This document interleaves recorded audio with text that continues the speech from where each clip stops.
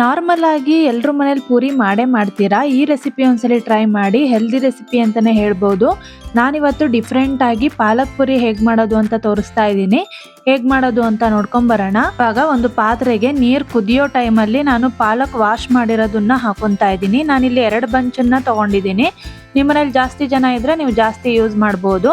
ಚೆನ್ನಾಗಿ ಕುದಿಸ್ಬೇಕು. ಒಂದು 3 ನಿಮಿಷ ಚೆನ್ನಾಗಿ ಕುದಿಸಾದ್ಮೇಲೆ ಅದನ್ನ ಹೊರಗಡೆ ತೆಗೆದುಬಿಟ್ಟು ನಾವು ನೀರನ್ನ ಹಾಕೊಬೇಕಾಗತ್ತೆ. ತಣ್ಣೀರನ್ನ ಹಾಕೋದ್ರಿಂದ ಆ ಪಾಲಕ್ಕಿನ ಕಲರ್ ಚೇಂಜ್ ಆಗಲ್ಲ, ಗ್ರೀನ್ ಆಗೇ ಇರತ್ತೆ.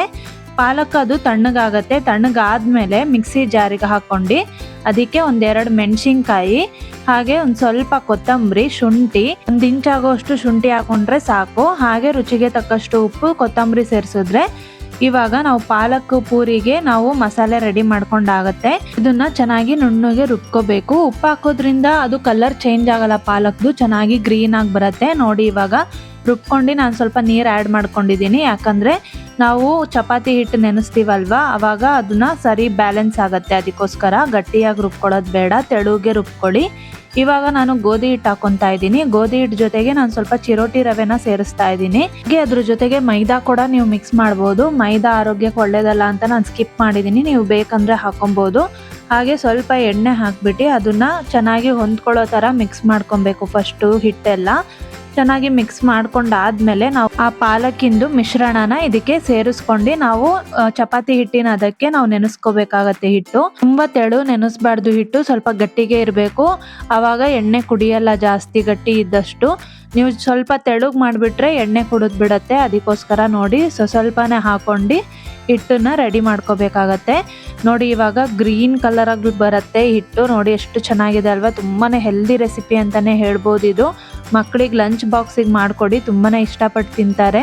ನನ್ನ ಮಗ ಅಂತೂ ತುಂಬಾ ಇಷ್ಟಪಡ್ತಾನೆ ಈ ರೆಸಿಪಿ. ಇವಾಗ ನಾನು ಪೂರಿನ ರೆಡಿ ಮಾಡ್ತಾ ಇದ್ದೀನಿ.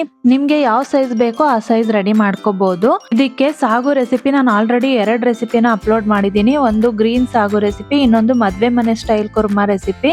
ಆ 2 ಸೂಟ್ ಆಗತ್ತೆ ಇದಕ್ಕೆ. ನೀವು ಯಾವ್ದು ಬೇಕಾದ್ರೂ ಮಾಡ್ಕೋಬಹುದು. ಆ 2 ರೆಸಿಪಿ ಲಿಂಕನ್ನು ನಾನು ಡಿಸ್ಕ್ರಿಪ್ಷನ್ ಅಲ್ಲಿ ಅಪ್ಡೇಟ್ ಮಾಡಿರ್ತೀನಿ, ಚೆಕ್ ಮಾಡ್ಕೊಳ್ಳಿ. ನೋಡಿ ನಾನಿವಾಗ ಪೂರಿ ರೆಡಿ ಆಗಿದೆ. ಹೆಲ್ದಿ ಪೂರಿ, ಐರನ್ ತುಂಬಾ ಕಂಟೆಂಟ್ ಇರುತ್ತೆ ಪಾಲಕಲ್ಲಿ, ಅದು ನಿಮಗೆ ಗೊತ್ತೇ ಇರುತ್ತೆ. ನಾರ್ಮಲ್ ಪೂರಿಗಿಂತ ಇದು ಟೇಸ್ಟ್ ತುಂಬಾನೇ ಚೆನ್ನಾಗಿರುತ್ತೆ. ಯಾಕಂದ್ರೆ ನಾವು ಶುಂಠಿ ಮೆಣಸಿನ್ಕಾಯಿ ಎಲ್ಲ ಹಾಕಿರ್ತೀವಲ್ವಾ, ಟೇಸ್ಟ್ ಅಂತೂ ತುಂಬಾನೇ ಚೆನ್ನಾಗಿರುತ್ತೆ. ನೀವೊಂದ್ಸಲಿ ಟ್ರೈ ಮಾಡಿ ಹೇಗೆ ಬಂದಿತ್ತು ಅಂತ ನನಗೆ ಕಮೆಂಟ್ ಮಾಡಿ.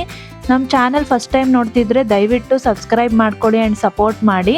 ಹಾಗೆ ಇನ್ನೂ ಈಸಿ ಆ್ಯಂಡ್ ಟೇಸ್ಟಿ ರೆಸಿಪಿಗೋಸ್ಕರ ನಮ್ಮ ಪೇಜ್ನ ಫಾಲೋ ಮಾಡಿ.